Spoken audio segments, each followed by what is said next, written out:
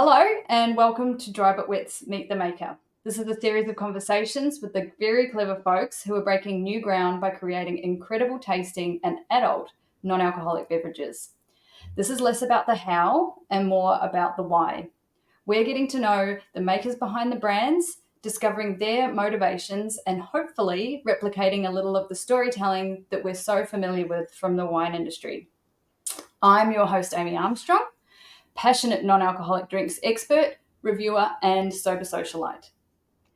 Before we begin, I would like to acknowledge the traditional custodians of the unceded lands on which we live, work, and record these conversations. That for me here in Southwest Victoria is the Gunditjmara people of the Maar Nation.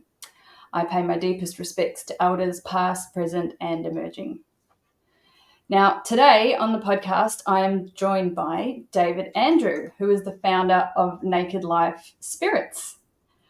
Naked Life is a range of, I believe, 11, it was hard to count them up, 11 ready to drink canned non-alcoholic cocktails that are available on supermarket shelves across Australia. So welcome, David. Thanks, Amy. Thanks for having me.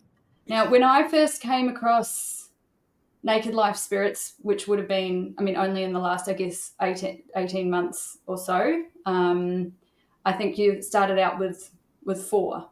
You had the GNT, the one that's like the Pims, the Yuzu, and what else was the 4th one? What was? It would have been a margarita. That's it, the margarita, the salty margarita. And then you kind of went like, bang, and all of a sudden you've got another 7 drinks on the market all at once. Where did that come from?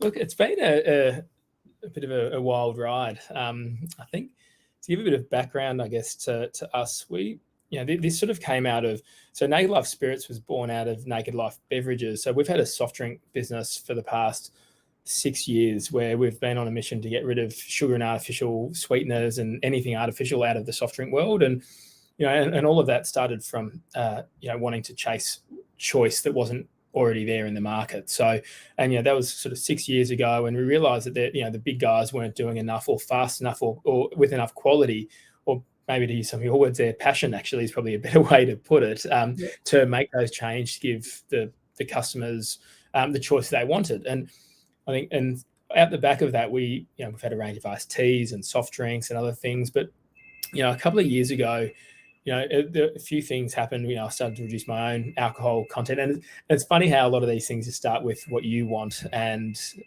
there not being enough choices to meet your own personal demand. I know that's what happened with sugar when we first started. And so I was having a look at that and thinking, but Australia is so ingrained with this culture of, if you're not drinking, then you're a weirdo, or you can't be trusted, or you're ostracized, or even worse, you got to pay $7 for a lemon, lime, and bitters, which is probably the worst part about all of that.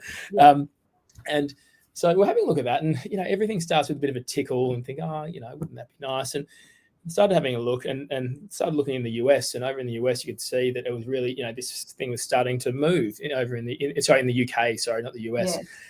And I was like, okay, that's interesting. And that was enough to then start looking into, what does the market look like here in Australia? And, when we had a look, obviously the alcohol consumption it was trending down, had been completely, and started having a look at some of the other numbers. And it was a very similar process of what we did originally with our soft drinks when I first sort of, launched that, because I gave up a business in mining and oil and gas to start a soft drink company. And that's a pretty random jump. Well, it is a random jump, but it happened because of the same thing. It was just, there's not enough choice. I wasn't really enjoying what I was doing. It was really hard work, and like, for what purpose? And so I was like, I made a decision back then that I wanted to do something with purpose. So, and that purpose can be multifaceted. It can be, for yourself, it can be for others. And I wanted to do something that was sort of in the intersection of what other people wanted and what I wanted myself.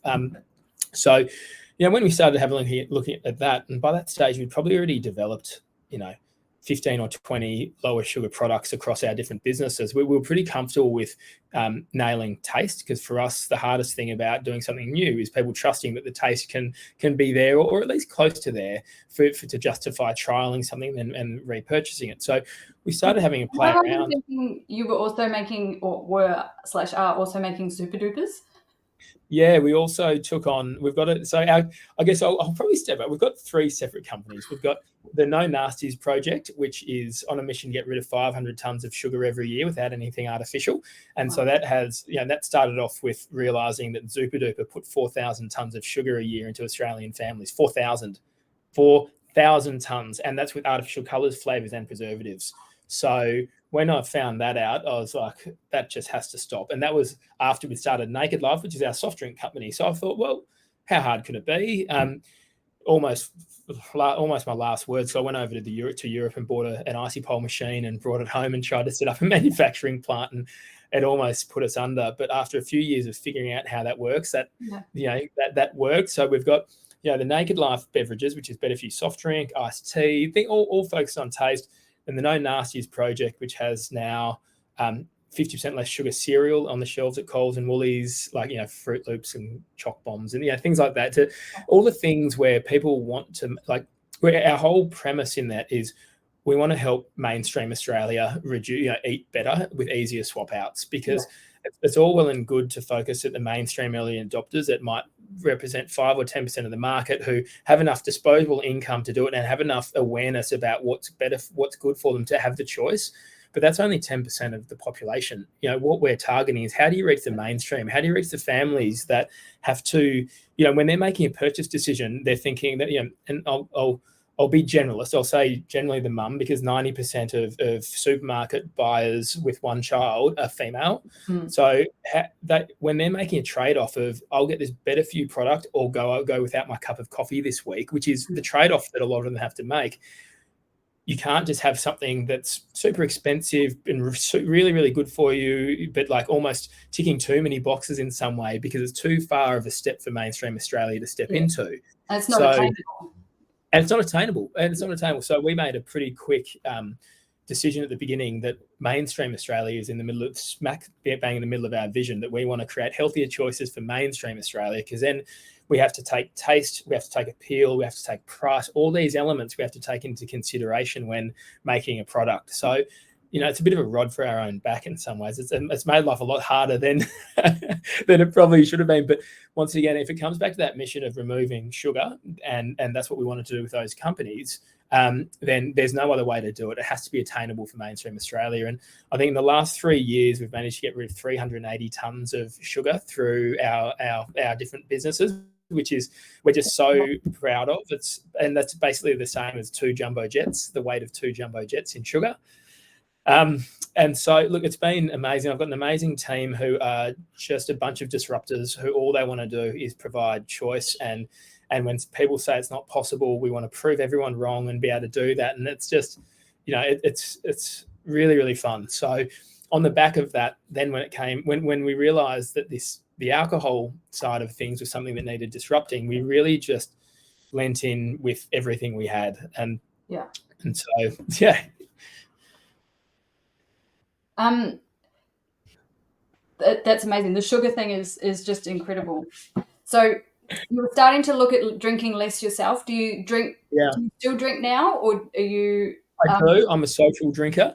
Yeah. And my partner barely drinks a thing. So I and we've just had a little daughter, and so it was one of those things actually that when I've been with her for about 3 years now, and my usual share a bottle of wine with someone or a couple of glasses every night, that kind of quickly disappeared because I didn't have anyone to share it with. And then I was like, well, then why am I actually drinking? That was the second thing that I then came across, because then I'm a true believer in trying to sort of really distill things down to what choices am I making, not what I'm being swept along with the rapids of life, just being dragged along by what am I deliberately doing for myself, because I'm a function of every decision that I've made. So there is no such thing in my view as fate, or any, like, everything that good or bad that has happened to me is a function of what choices I've made. And so I really wanted to own that. And so therefore, when I well, and I've got a lot of curiosity around that as a concept. And so when I started putting, the mirror in front of my own face for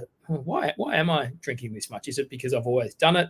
Is it because I've had a stressful day? And for each of those things, I then unpack that. Well, if I've had a stressful day, why am I drinking alcohol then? What other choices do I have? And it's all about what empowerment can I have, such that if I do want to have a drink, I'll have a drink happily. But it's more so because I want to, specifically for a reason, not because it was out of habit or because I'm just trying to change gears in my day or something like that. So in going through that process, what I kind of realized is the relationship that Australians, and I'm sure a lot of people around the world as well, but I'll talk specifically about Australians, is we attach celebrations with alcohol.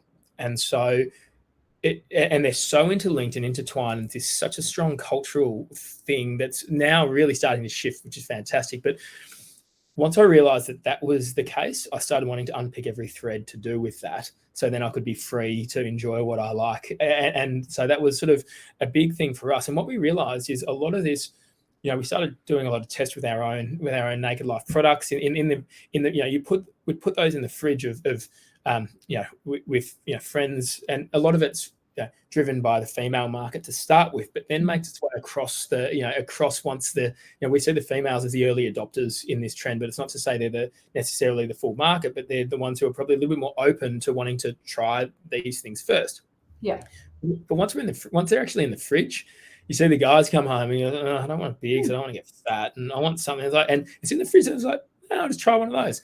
And the overwhelming feedback is it serves the purpose they need, which is they want something to signify they've gotten home, they've kicked off their shoes, they put their trackies on, and they're having something to reward them, to shift gears for the day. And once that sort of started coming out, it's quite compelling. We realized that, for us to really do well in this space, we need to provide an option for everyone's drink taste, to really go hard at that, such that we can provide people with all the choice that they wanted. Because if you're wanting to, get off the booze, but there's something that doesn't really quite suit you, it's almost like a bit of an excuse to not then, so you don't make that change. But if you drink a bourbon and Coke, and we've got one of our American malt and colas there kind of is no excuse to not try that if that's the intention you have. So that's why we decided, let's go as far and wide as we can to provide as many options as we can for this demographic. And that's sort of why we've, I guess, gone so hard in our product development, but also just, we've also got seven of our spirit ranges that have been developed for the last 9 months that are about to launch, and definitely a few more other beverages coming out in the phase, because we want to be out, since we have the trust of a lot of our customers. That's one of the hardest things to gain. So once you have the trust, it makes it easier, for example, for someone to try one of our spirits, because they know that we've delivered on taste in one of our cans. So they're more likely to spend more to try that because they can trust it, versus if you come in from the other end and you think, I've never seen any of this stuff before, I'm going to pay $40 for a bottle of spirits and I don't even know what they're telling. And so what we're really trying to do is reduce the barriers to entry into this into the non-alc space.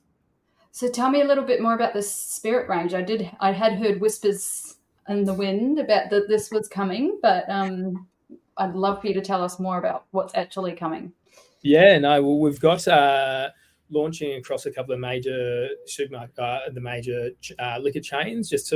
We've got 4 different spirits. I can't tell you which ones they are right now until they are out on the shelf, but for a range of 4 700 mils that are going to be that hero the similar of our best-selling cans that are out in the market at the moment. So if I was making a very educated decision, I'd say you're going to have a gin and some kind of aperitif, and maybe a tequila, and maybe some kind of whiskey-ish. 3 out of 4. Oh, 3 out of 4. Very, very close. Very close. So it's really, I think, where we've had a bit of an advantage with this is, and we often get this when you're trying to look at a category very differently. I'm not coming into this thinking, in this whole category, I'm not coming in with an alcohol view. I'm coming in with a consumer's view. And it's a very different way to look at market creation, because a liquor view says, go in and win on premise, go get the bars, go get these areas, because that's the way this is normally sold. The way that we wanted to look at this is where are people going to be most likely to want to purchase one of these or trial one of these, and let's focus heavily there instead. And for us, it doesn't really matter that it's sort of, and in some ways, it doesn't really matter that it's a non-alcoholic drink, and we want to try and. So let me start that again. Like the constant comparison to alcohol to non-alcohol, the future of that's going to disappear. It's soon just going to be a different style of drink for a similar occasion. Yeah. And so therefore we want that to be, we're pushing very hard that therefore that should be purchased everywhere. It's not just at a liquor store by all means. And so because it's sort of the faster we can do that, the faster we can increase the uptake of this, the faster we can then give people the choice they need to then not have to sit there and go, I want to change gears, I need a wine. And that's sort of the pathway we're really trying to tackle at the moment. Yeah. So I guess the moving from doing the canned ready to drink cocktails into the spirits, it's probably not a massive, it's still a big change for you, but you're distilling the botanicals anyway to make the RTDs, aren't you? So it's a very, exactly. And in actual fact, these were meant to be launched probably about almost 12 months ago. So, but we had a couple of challenges that we were dealing with, both with sort of ingredient availability and bottling availability, and COVID hasn't been super helpful on a number of fronts because we had, a lot of our custom made bottles and all this other stuff. So they were meant to be at a similar time to our cans, and because of that exact thing, a lot of the beautiful distilled botanicals we're bringing in, we're already bringing them in, and we're already having the work done to distill them, and so therefore it's like once you're doing that, that's like, and once you're nailing the taste profiles, that's a lot of the hard work done. But fortunately, due to a few things out of our control, it's been a bit of a delay. But it's just one of these things, But everyone understands. We just blame COVID. It's fine. The funny thing is, like as much as it's funny. Like there's a lot of things where everyone's just blaming COVID for everything, and so it's just like I wonder how much. So like, oh yeah, COVID this, and then our suppliers saying, oh, COVID that. I'm just like. And you start scratching it. Now people are starting to scratch under the surface a little bit, and it's like, explain why COVID is impacting that, which is a very good thing. Because I think, there's some of it's COVID and some of it is some other things. So people are starting to not take that as much as a given as it used to be. I actually have COVID to thank. I think if we didn't have COVID, I wouldn't have stopped drinking. So I have I have a lot to be thankful for COVID because it changed my life.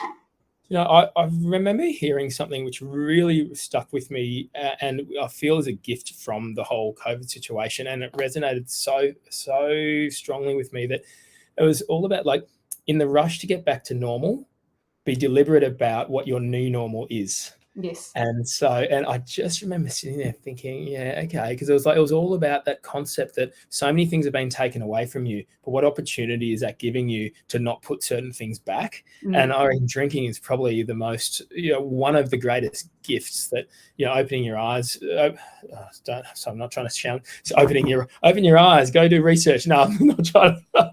Well, so it's a lovely gift that I think we've been able to get given about what does my new normal look like, because it's still the transition's still happening, which is fantastic. Yeah. Everyone is kind of coming out of it. Well, a lot of people are coming out of it with that different perspective, which is great. Hopefully it's just not forgetting. I think personally I've been reflecting a lot on the beginning of COVID and those feelings of when we first went into lockdown and what a shock it was, and that trauma of that. And it's like, oh, thank God we're so far past that, and being able to reflect on how much life has changed, I'm really appreciating it.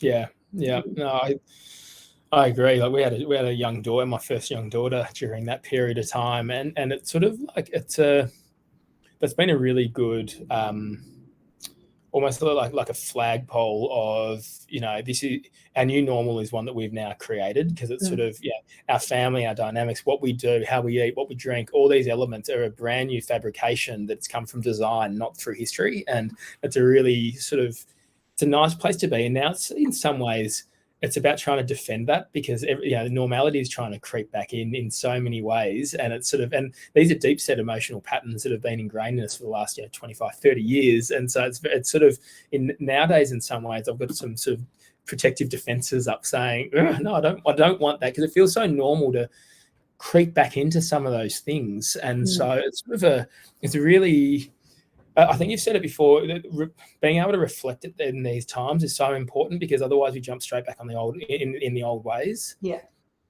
And straight back into the office 5 days a week and doing all the things and not making time for family and all of those things. It can be all too easy to slide back into it. Yeah. Now, I've seen the growth in the non-alc space from an outsider's point of view over particularly the past 18 months, has just been exponential. And the new products that are coming out every week, it's great. As a consumer, it's amazing. But whilst we're in it, it feels like it's massive. It's still such a new baby business, and it's a new baby space. And you guys who are creating all these beverages are like at the forefront of this. You're having to innovate and set the bar and make it up as you go along. And I commend you for that. But as part of that, as having to have that innovation, what have you found to be one of the biggest challenges for you in creating Naked Life? You're not able to rely on alcohol for shelf stability, for one. Like that's a big thing.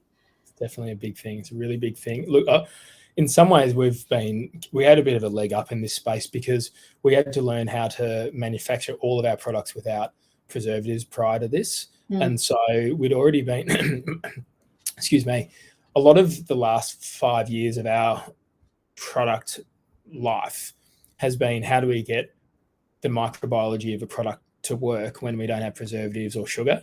So there was a lot of things that we had a head start in this. And when we could see that certain problems were going to occur during production, of that, even when we'd go to very high-end bottling and canning groups, we're just like, no, that's not going to be good enough because of X, Y, and Z. You're going to have to do A, B, and C as well, And so a lot of that was very helpful for us. But I think for us, the challenges, the challenges for us are the fact that this is,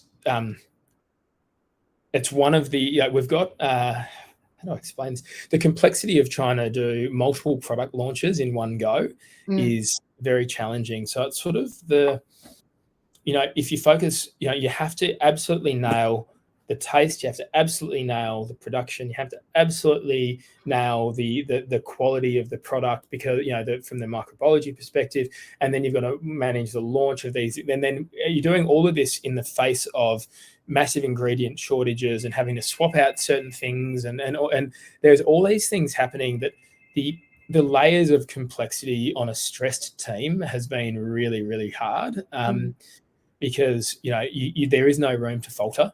Yet if you falter, it's potentially business threatening, and yet we have to do it quite fast because it's growing really, really quickly. So for me, it's just about keeping, in some ways, it's the hardest thing for us has been keeping the energy levels of our team and our and the focus on speed as well as quality, which generally are diametrically opposed ideas. And so it's sort of, being able to keep all that together and really, therefore, what are we saying no to by saying yes to this has been quite a hard thing for us, because every time in the same way, every time you say yes to something, you're saying no to something else. It's sort of the shoes on the other foot. So at a time where all this thing's been happening, it's really just, for us, it's been, okay, where is our focus, and how do we make sure that whilst we're making the most of this, we're not risking all the things that we've created beforehand in trying to move too fast, or as an example, like you put one crap tasting product out there, you ruin your reputation. And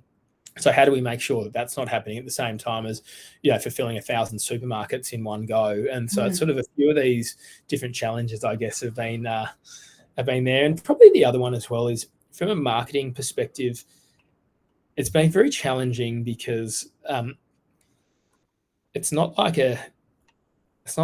oh, who's your demographic? Okay, 18 to 23-year-old who live in there, blah, blah, blah. It's not that. And therefore, instead of looking at verticals, you have to look at horizontals, and that therefore cuts across everyone. So how do you actually spend your marketing dollars? How do you sample properly? How do you do these things? And what we've found is that's been quite difficult. But at the same time, lots, there's lots of, it is such a topical thing that a lot of people are coming out as leaders in the industry like yourself, which has been a great help to, not just, getting products out there or getting awareness, but also just to helping people give, I guess, validation that they're not alone and that this is a thing and that there is choice out there. So it's been, on the one side where there've been all the challenges, there's also been new things happening to really support that. Yeah, an opportunity. Yeah. So when you're like, is there a team within your team that are the ones that are the tastemakers? Like, is there a little group of you sitting around in a lab, like pulling all the botanicals together and working on how you construct all these drinks? I mean, working on 7 at a time is a lot. And it's all, I mean, you're using different groups of botanicals for every one. So how does that even work? Like, is one person working on it and then like 10 people are ticking off on, oh yeah, yep, this does taste like a margarita? Or like, how does that work? Look, a lot of that, that's sort of my domain. Yeah. I absolutely. You're the taste guy. Yeah, for me, I've always been a crazy chef. I cannot cook to a recipe to save my life. Therefore, I cannot bake. I've ruined every type of thing I've tried to bake. Yeah. True. I do not follow recipes. No, baking's a science, whereas cooking's an art for me. Yes. And art means that, cool, I get inspiration from multiple recipes, but I don't even know what I'm going to end up with. So I might burn something a little bit, and if I burn it, oh, great, there's some bitterness I can work with. So what else can I add to enhance that bitterness and change this from something to something completely different? So for me, that's sort of the reason why probably the way my team put it is if I get stressed, I try and launch products. So it's sort of my natural default is if I like to go away and just play around with stuff. And we've got all these different flavors from all these different areas and just you kind of play. But I guess like for me, it's about creating, I take quite a scientific and artistic approach to it. So what I mean by that is I'll look at the key things that I'm trying to create and I'll draw a flavor delivery curve. So a nice little bell curve, and I'll sit and see what I want on the front, what I want in the mid, and what do I want in the back. Yeah. And I'll draw out, and then I'll map against that what a margarita or what a Negroni or what something like that will be. And I'll map those flavors out. When do they deliver it? Therefore, when should I be putting those similar types of things into our drink? And that can be carried with sweetness, that can be carried with dryness. And so it's all about mapping, first of all, the flavors, but then the sweetness curve, and then a drying curve, and then a body curve onto how we then make our drinks. Because it's like, and then it comes down to just relentlessly trying lots of different flavors. So as an example, we probably tried about 9 or 10 different cherry flavors for our Negroni until I found one that sat where I wanted it to be and that worked well with our bitter orange and also one of our distilled botanicals. Because every time you change one thing, it's like, I try and discuss it like, those old graphic equalizer sound mixing boards that have all these things that you push up and down, right? And this is how I see flavor. It's not a single shift. It's a complex dynamic system. So if you change one flavor out, it doesn't just change that one flavor, it impacts the delivery of all the other ones as well. If you change your sweetness level, exactly the same. And so you got to be seeing it in your head of, cool, I'm going to change this, but now I'm going to have to move everything else around. So I drive all of our team absolutely crazy because it just it's one of those things where it's just like, and we are all a little bit crazy because in the end, like, it gets to the point where you're battling over the last minute percent that if you went out and did some consumer tasting, they'd just be like, it tastes exactly the same. But it's like, no, it doesn't though. It doesn't because of this. And they're like, yeah, but it doesn't matter. I'm like, yeah, but it does. And so it's it matters to me. And I think that sort of, but with that, because that's just one part of it. Getting that part right is just one part of the whole equation, because then it's about, how do you scale that up? How do you actually then get this made? How do you bottle it? How the production trials of some of these things sometimes, and then sometimes ingredients I've chosen mean that our drink is not, we can't actually make it for the price because it's far too expensive. And that happens a few times. And then you think, well, can we charge more then? So maybe we'll try that, because the focus always has to be on the quality of it as opposed to necessarily the sort of the cost of it. Because what we learned from the sugar-free game is you get one chance to win a consumer, and then they're gone for 3 years to a category. So what I mean by that, when we're trying to get people into our sugar-free, sugar-free lemon squash, for example, they'd tentatively look at it. And it's funny, the test we saw that even if someone really wanted it, they'd test it like this, like with a screwed up face, almost expecting that it was going to taste bad, even though they really wanted it, right? Yeah. Because their head was telling them, no, this is not going to taste any good. So to overcome that, if they're already thinking that, if you then validate that by delivering something that doesn't taste good, they're not going to come back for a few years because they're just like, no, I've tried that. I've tried that. It works. Yeah. So it has to start with product quality first, and then price second. And it's sort of, a lot of people are just like, oh, it's a non-alcohol. No, it's not alcoholic. Why are you charging that much? You're just ripping everyone off. No, these things are bloody expensive to make. Yeah. And so yeah, it's hard to sort of explain because people are sort of, but I get it. Like, people are used to being able to buy a Heineken slab for $40, but when they're making hundreds of millions of them a year, and all their input costs are a tenth of ours, and it's a very different. It's very different, but the consumer doesn't realize that, nor would we expect them to. So it's one of those things where, as an industry, we need to get better. Because we will, but we need the support from the customers to buy more of us, to allow us to do those things as well. Yeah, and that's also, I think, where like the alcohol-free community, and like my job is to talk about that and to tell people that and explain it, because I get such personal frustration with people placing the value on the alcohol. If it's got no alcohol in it, then how can it possibly cost that much? It's like, well, if you really boil it down, like a bottle of hand sanitizer is $2. That's, a lot of alcohol, where, there is no value in the alcohol. No, exactly. It's not. And that's the, and you pay a bit of duty on that, but when it's something like a 5% thing, like you're actually not paying much, it's almost inconsequential, and so it's sort of and you're completely right. It's an education thing, because what value do you place on you having choice? And that's the interesting take on it. Like, I know with us, like, we entertain most Sundays, and I have run an alcohol esky and a non-alcohol esky. And it's so funny because you see from about 3 o'clock onwards, people starting that migrating towards a non-alcohol esky, because the reason why we're here is we want more liquid, less alcohol. So more consumption, more of all the things you want. And so it's sort of, and you see that people, if given the choice, will do that if it's delivered in a relaxed manner, if that makes sense. And if they've had the choice to be able to see it and so make their way in and try it. And so it's sort of it's definitely one of those things where in the same way that the industry moves slowly towards things that are better, driven by consumers. So the whole, the amount of sugar per item has been reducing slowly over the last 5 years, just in general, right? And that same thing is going to start happening in the alcohol community as well, because it's going to be driven by what people are wanting and what they're getting used to. So it's definitely a great time to be a non-drinker, I must say. Oh, it is. It's a very exciting time to be a non-drinker. It's as I said, there's so many new products coming out on a weekly basis. It's hard even me to keep up. Yeah, I know. Yeah. It's everywhere. And they're getting better as well. The tastes are really getting better, which is the most important thing. Yeah. And I think the hard part for me, I think, with some of these things as well, is the sort of people's expectations of what they want out of a drink is also something that that people are starting to get a bit more educated on, in the sense that, like, it's, what is it, when you boil it down, what is a nice beverage that allows you to help socialize?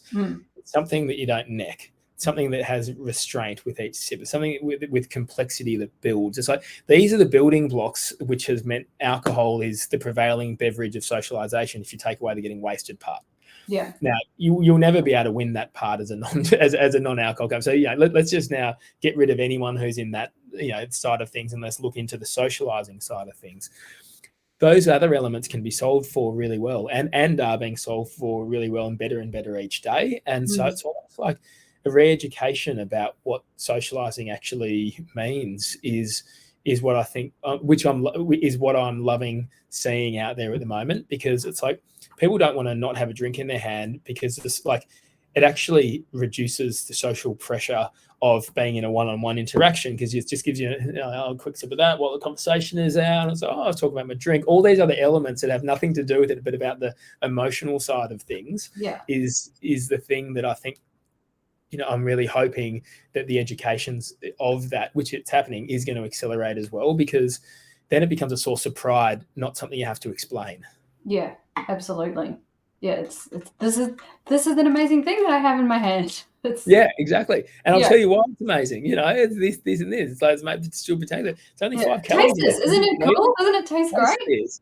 And it's funny, and we actually see a lot of that happening. Like, it's just, you see it through a lot of our socials and stuff, that people are just, it you give someone choice at a time that they need it, and they'll love you. They'll love you forever, basically. It's just, and we're loving seeing that at the moment, that people are just, we get so many thank yous, which is so, like, it's sort of similar to when we launched our sugar freezies. The mums who were, there are certain things that they had to buy, otherwise their kids would get feral, and Super Dupers were one of those. Yeah. And so we just, because it was a staple. Whereas when we brought out sugar freezies, like, the mums are so happy that they could still give something to their kids that the kids wanted at that right time, but not feel crap about it. And that's the same thing in this market as well.